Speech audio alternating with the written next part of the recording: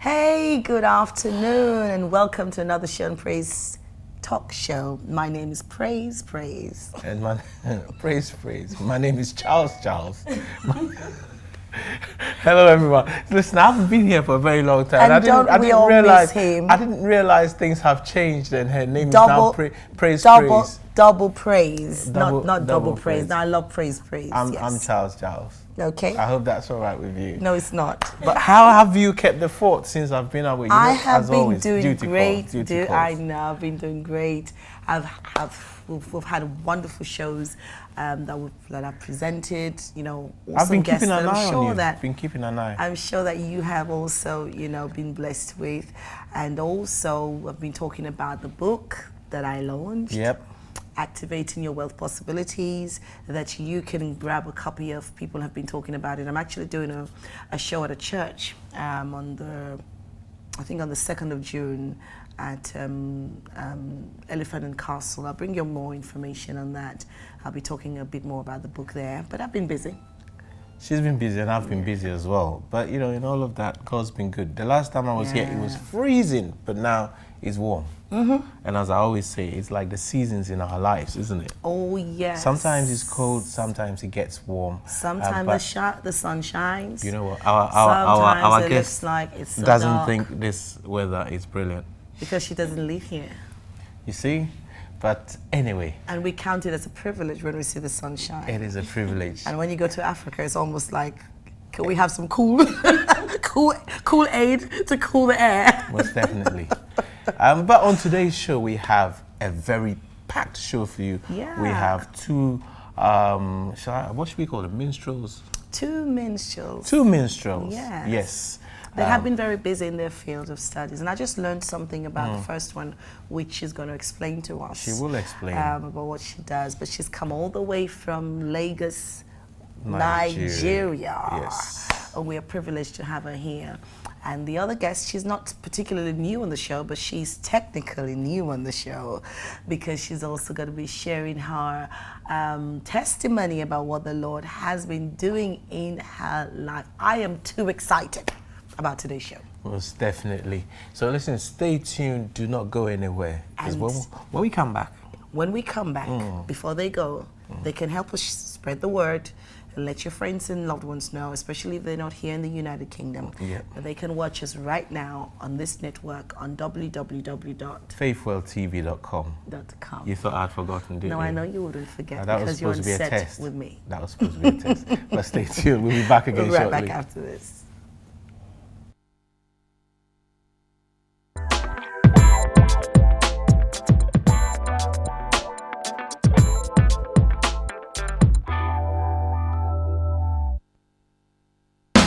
Exclusive Events Hire Services, adding class to your events. We offer a one-stop service to all our clients. Our team is formed of the best of the event industry.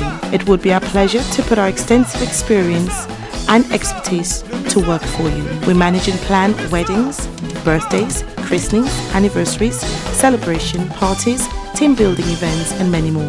Today for a quotation on 0207 064 9929 or 07540 254 342 or 07956 821 246 or visit us on our website at www.eehireservices.co.uk.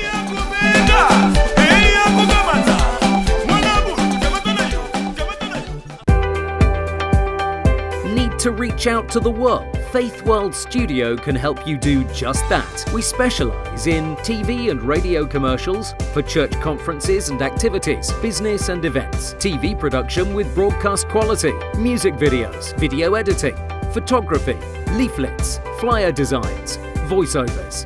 We also provide image consultancy, social media consultation, as well as helping you get your ministry and business on the right advertising platforms. For all media solutions for your ministry and business, contact Faithworld Studio today on 0207 635 6197 or visit faithworldtv.com. Faithworld Studio, helping you to reach the world.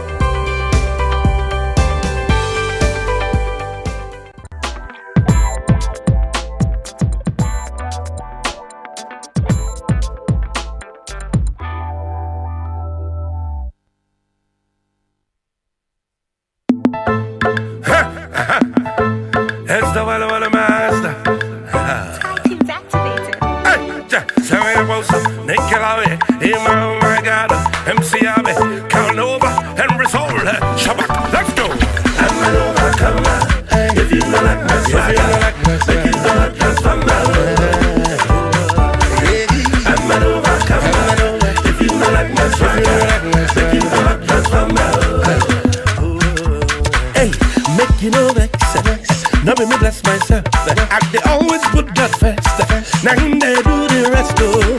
He carry my labor, replace him with favor. Oh, hell, man, I say yes, so and nobody can say no. I'm an overcomer. If you don't like my swagger, if you don't like my swagger,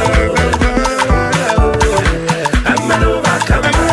If you don't like my swagger, if you don't like my swagger, Henry so.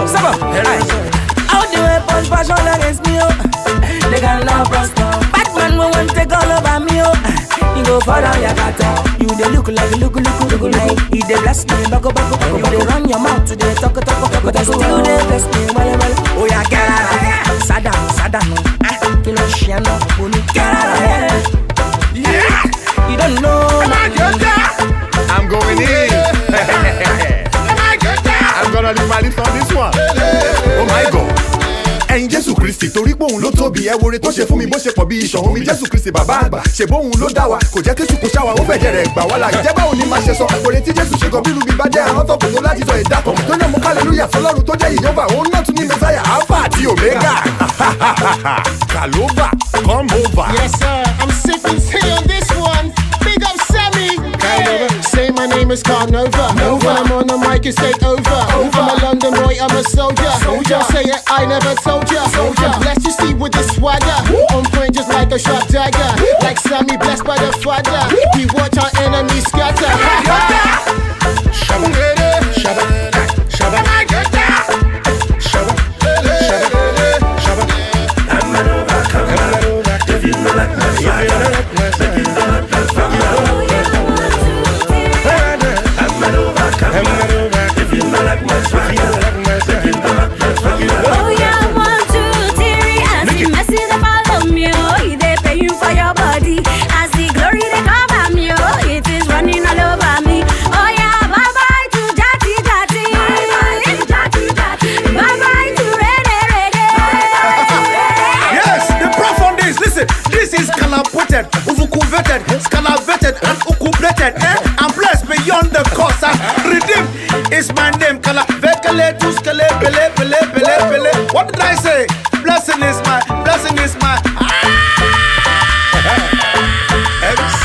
Swagalicious. That's what's up, man. Get out of here. Simon Moso, what is wrong with you? What kind of music is this? Are you?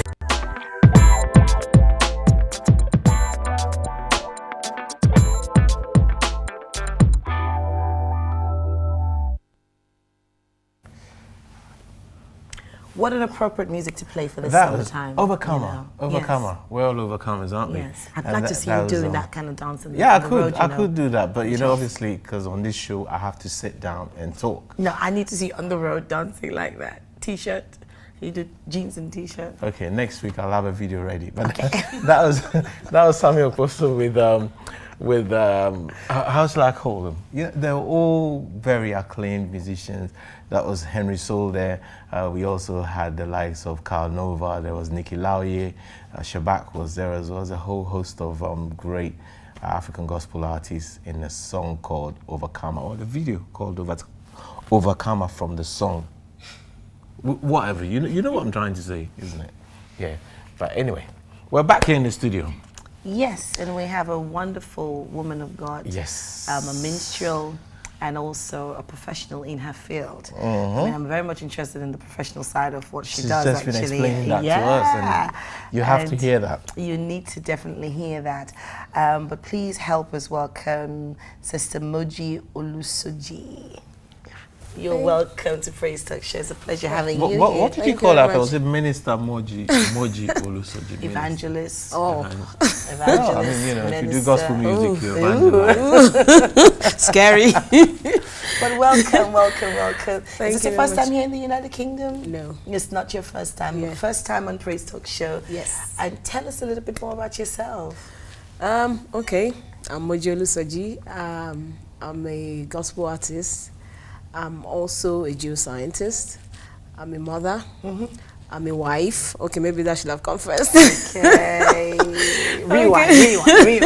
Okay, so I'm a wife. Okay. I'm a mother of 3 bouncing boys, active boys. Yes. And you work in every time world, I hear, right? Every time I hear bouncing, I panic, because when children are bouncing, it could mean very, very boisterous? Well, active, full of energy. Okay. Yeah, the active side, the positive side. And it always amazes me when I see quiet women having boys. I'm like, oh my God, what is she going through? Yeah. But yes. Yeah, so I'm a worshiper. I'm really, I love God, let me say this. And I think that's what I try to project in my music. I'm really passionate about raising worshipers. I'm really passionate about getting people to understand what worship is. And I emphasize this everywhere I go, everywhere I have the opportunity to minister. I really want to drive home the point that worship is not just singing, it's actually a way of life. And this is really my heartbeat, really. And this is what I'm about. And that's why, okay, you haven't asked the question, but a lot of people wonder how I'm able to cope doing professional. Oh, we were gonna get there, but never okay. mind. You can carry it, but because this is my passion, and my heart is set on this, and really, when there's a will, there's a way, really. So when there's a will, so you talked about the fact that you're a geoscientist. Yes. What's geoscience? Okay, geoscience, simply put, is earth science. So geo is earth. So basically what I do is I study the earth using physical parameters. Okay. Okay, so what this is imagine when you have it's like the concept used for earthquake. Yeah. So, but this time is artificially induced. So you go into the field, your field can be on land or on water. And you use this artificial means to send energy down the earth. So what that does is then using the principle of reflection. So there are layers of, earth, depending on where you are. Sometimes, okay, should I go into the deep details? You know what? Science. You know why I'm so much interested in this? Yeah. Because I've just written a book on activating your wealth possibilities. Yeah. Okay. So what are you going to do? Now hear me. You're going to geophysically. Hear me. I so much believe in us understanding God's concept of wealth and where he has put wealth. Okay. So now I'm sitting next to someone who can now physically, not spiritually, but tell you about how you can reach wealth. How to access the wealth of the earth. That's why I'm so much interested in this. I'm like, okay, we need to have a conversation about this because it can link up, you're a Christian. I'm sure this would make a lot of sense to you where we are calling things. Yes, we call things which be not as if they are, but some of these things are actually tangible and they're in the earth. And every single person needs a geoscientist in their church to tell you where the diamond, the oil, the minerals are, so that we can the coal, so that we can go and activate the wealth of the earth. Oh my God! Okay, so let's go into the physics now. Okay, yeah. So so what it is you send airwaves into the ground, and so there are different layers of different kinds of rocks. So there's this principle of acoustic impedance contrast, which is you multiply. Have you got your notebooks? Get your notebooks and your pens. Acoustic we need to come impedance. It's like a masterclass. We'll come back. We'll come back. with all this wealth of knowledge about how rocks are formed and the different types of rocks and kind of trying to find where you can find oil and all that stuff. How do you find time to do as much as you do in music as well? Yeah, I mean, like I said, I believe this is a calling. I mean, I'm not interested in being a pastor in a church because I know this is what God wants me to do, to raise worshipers. So, I mean, I always tell myself, when I die, I think the one thing that I can present to God is not my geophysics. I mean, I can present my geophysics if I'm able to influence people, you know, I mean, while I'm on my job. But, I mean, the one tangible thing that I can present is how much lives I'm able to touch through what God has asked me to do. I believe this is what God has asked me to do. And so, for me, there's really no excuse. I mean, having said that, though, I won't say it's easy. It's not easy because, I mean, being a professional on its own takes a lot, and, being a working mother. And then on top of that, adding ministry, adding, going out to minister to people and all that is very difficult. It's very tough. But like I said, this is what God wants me to do, and I can't just find any good excuse. And I think one thing that has helped me also is my husband and the family support, you know. So my husband is also an artist. So we basically like go for rehearsals together. Sometimes we go to minister together if he's not having another engagement. So that has kind of helped, you know. I'm in an environment where, you know, I can go to any length. And again, my husband, I think he's more proactive than me. You know, he's not satisfied when we finish one project. He's already thinking about the next. So, you know, I have the enabling environment, and also it's about my passion. You know, I'm very passionate about it. And one thing I know is if you're passionate about something, you just make a way. I mean, you just, you know, like for me, typically Monday to Friday I go to work. I'm a geoscientist, but from Friday night I start music basically. You know, go for rehearsals, go for outings, and you know, difficult, but yeah, this is what I have to do. And praise the Lord. What church do you serve? I attend Redeemed. Okay. Redeemed Christian Church of God. Okay. So well, if you've just tuned in, we're live on set now with I was tempted to say Pastor Moji Olusoji. In fact, I actually came across her music quite a few years ago, isn't it? And it's funny because when we met today, it's like we've met several times because you know, we've been talking on social media, on Facebook, and you know, for years. Yes. And the last time you were here, we couldn't meet up. Yeah. But today she's here on Praise Talk Show, and Auntie Praise was very interested in getting somebody who would talk to her about how she can find oil in Sierra Leone, and thankfully it's not just oil, man, but listen, so I mean, as you said, your husband has been, you know, sort of an enhancer of your music ministry. Has there been any situation where you think, oh, maybe I wish he wasn't doing music? Oh, no. No. Why is that? Because is that because he understands? That makes life a lot easier for her. Understands what you're doing. Yeah. I mean, is a lot easier. I mean, typical example. I go for rehearsal. Okay, I go for rehearsal, and we get back home late. If he wasn't into music, he would probably complain. Yeah. I mean, and then if he wasn't into music, when I get back home, I will have to probably cook.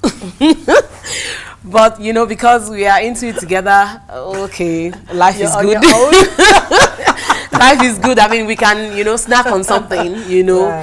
So for those kind of benefits, I'm not going to trade it for. The reason why I asked you that question was because I was talking to somebody the last time I was, you know, I made a trip to Africa. I was actually talking to somebody. And one of the things that was very evident was the number of young ladies who were actively involved in the music ministry, if I can praise and worship leaders, very, very talented. But as you go higher, you find the number dwindles. Yeah. And it's for most of them, when they get married, everything ends.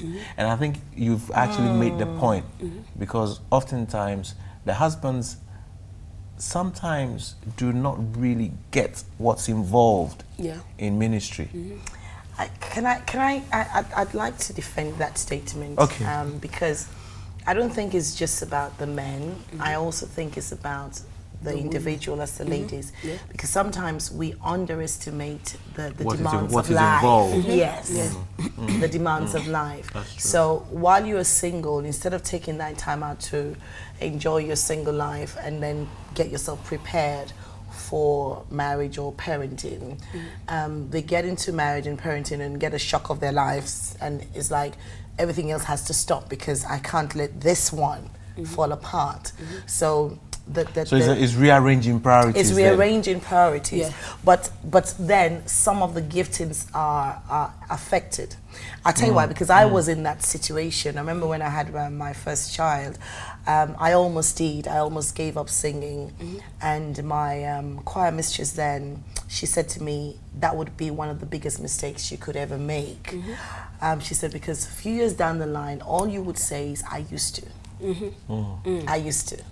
And then people would never get the true picture of it, and then they'll say, yeah, she used to. That's what she said, but we don't have any evidence of it. But as you said, it's very challenging, it's very demanding, but the person needs to want to have the strength, or to be able to make their minds up to say, you know what, this is what I'm doing. This is and what I'm going doing. for it. I'm pulling this, pulling that, And pulling it's forever this. remaining my priority. Yeah. You know. I think one other thing, you know, like I said, is really about passion. If you are, I mean, I can give several instances. I've done crazy things, you know, like when I shot his reel, the part where I was in front of that car, one of my sons was on was an admission. Wow. Yeah. And I had to dress up from the hospital. I mean, it was kind of crazy. And shoot a video in the midst of that. Yeah, and I had to, I mean, I left the hospital, my mom was with my child, and I went to shoot the video. I think it takes passion, it takes you to understand your calling to do that. I mean, there was one other occasion where I had an invite to minister somewhere. Again, I had one other child on admission, and I left the child there. I went to sing and I came back. I was saying to somebody the other day, because it's, you know, some of these things tell you the extent at which people sometimes have to sacrifice. And I was telling someone the other day, I know of an artist who went to the studio to record her album, because that was the timing of when the recording could take place. And this was about 2 or 3 days after she had a baby. And she was in the studio. You know, obviously I haven't had a baby personally. Obviously my wife did. But I know women, obviously after you've had a baby, it's quite exhausting and everything else. And this person went into a studio and worked on an album. So that can tell you about the mindset of It's individuals. mindset. So mindset. I mean, really, mindset. I mean, there's the twist of the husband, but there's, I mean, the part of the individual cannot be overemphasized. That's it. You know, like there was one of the time that I think when I had my first child, normally in the Yoruba clan where I come from, you stay at home for 30, 40, I don't even know. I mean, I didn't stay up to that though. But I hadn't gone to church. But we had this program, Simply Worship. We do it like quarterly. And people were like, is she going to come? Is she? No, they didn't know. Is she going to come? Because I hadn't come to church. And we're going to do that program in church that evening. I showed up. I mean, what will I be doing at home, please? And I ministered. And, you know, I mean, even when I was pregnant, my tummy was this big. You know, there are different sides to all of this sometimes, and I think we all need to bring balance, you know, because the reason why they allow women to stay at home for 40 days is to help you to rest and recuperate and get your body back in shape, you know, but on the other side, if work demands, then you make the sacrifice. You see, that is contextual. Lord, it's contextual, because as you're saying, I mean, you could be somebody with that background, but if you live in this country with maybe your husband or you're a single person and you've just had a baby, what do? You just carry on life. You haven't got time. No, you're given maternity leave. Yeah, you are giving maternity leave. So during that maternity leave. But maternity leave still means you would go outside and do your shopping. Depends on how you arrange life. It really depends. It depends. I've been there, so I know what I'm talking about. And I've been there. When my wife had a child and I was supposed to go to work, if she needs something from the shop, she has to go and get it. You know, you'd put that baby in a pushchair. I must have been a spoiled mother. Yeah, you were spoiled. She was spoiled. But you know what? Listen, little Birdie tells me that you were in a group called Heavenly Connections. Yes. Tell us about your days in Heavenly Connections. Wow. Memorable days, I must say, because when I started singing and I gave my life to Christ, apart from being in the, then it was secondary school, we didn't even have instruments, you know. I was in the choir, but 3 of us, I can't even remember what brought us together, but we just started singing. And, you know, the first time we sang, people were like, wow, very good, blah, blah, blah, blah. So, I mean, from there on, we started, you know, coming together every now and then. I think what the memories I carry of that group is the way we waited on God before we ever go to sing. You know, we would gather together, we would pray, until we could feel the I don't know, like intercessory kind of prayer. You know, until we felt a kind of burden, you know, released and all that. And that was why when we went out, there were always testimonies. I mean, it wasn't not just about, oh, you guys, you can sing very well, blah, blah, blah. You know, there were always testimonies. And since then, even people used to say, oh, you guys, you know, prophecies, you know. But today, I think I'm the only one still actively singing. I was going to ask you, because where are they? Because I know for a group like, back in the days, a group like Kush, everyone is still involved in music one way or the other. Again, that's what you said about, you know, what happens in the lives of people. Because I think almost everyone is still involved. Lara George is still involved in music, and, you know, all the others are more or less still involved in music. And sometimes, as you're saying, it comes back to individual, you know, ambitions, and people have different callings at different times in their lives. So, you know, you have something else you're doing, but you still decided to balance it. And it's not everyone, you know, they get to a certain junction and they decide to alight. And it's amazing. Like in my family, we were all singers, you know, but I'm the only one that is still singing. While my brothers are preaching. Like one of the ladies is a pastor now, for instance. So that's very interesting. You worked with Lara George as well, as one of the biggest gospel names in. How was working with Lara like? This is the time for you to dish the deck to the whole world. I think it was fun actually. I mean, before that time, I actually I wasn't that close to her, but you know, she just said, okay, send the song, let me listen to it, and she kind of fell in love with the song, and just like, yeah, okay, it won't be a bad idea, and we just took it from there, did the single. And it was really nice, and you know, sometimes it's kind of difficult. If I didn't know when I was coming in, it's kind of difficult to differentiate the voices sometimes. You know, if you listen to the song, some of the ad-libs, it's kind of very close. Did you know you sounded like her before you actually? Or had anybody told you sound like her? No, really, but I just wanted somebody who was doing, because I do contemporaries, and I'm not so much into the Yoruba stuff, so I wanted to bring in that twist Yoruba thing into my song, and I just wanted somebody who was already, you know, doing that. So so we did the single, and thereafter we shot the video, and was good. So you live in Lagos, but you're not Yoruba. I'm Yoruba, but you don't do Yoruba stuff. So I like how you put that one. So you live in Lagos, you're asking Moji Olusoji, are you Yoruba? I'm just trying to understand this, because it's very rare that you find a Nigerian say that I don't do Yoruba stuff who is Yoruba. Okay. Do you understand? Because it's almost like they believe that even when they go to heaven, God will be speaking Yoruba.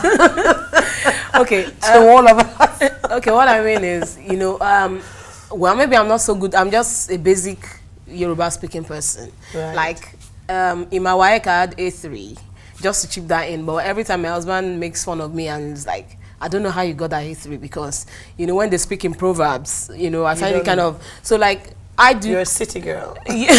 you're not a Was that because when you were growing up, you didn't speak the language No, actually, I was speaking the language, but, well, I'm not so, you know, even now, when I lead worship, you know, all those chanting, Yoruba stuff, I'm more comfortable doing the English. I'm more comfortable doing the English, but, you know, funny enough, I mean, my husband does Afro contempo. Yeah, he does a lot of. Yeah, so he does Afro contempo. So he grew up in the village, where he got his mother's tongue from his grandma. Not necessarily, but it makes a difference, Charles. No, actually, because you know when you grew up with your old people, they embed the original tongue of a language in you. But when you're not with them, because even in Sierra Leone, the Creole that my grandmother taught me is not the Creole I speak like a proper Creole rather than your one. Yeah, you speak the one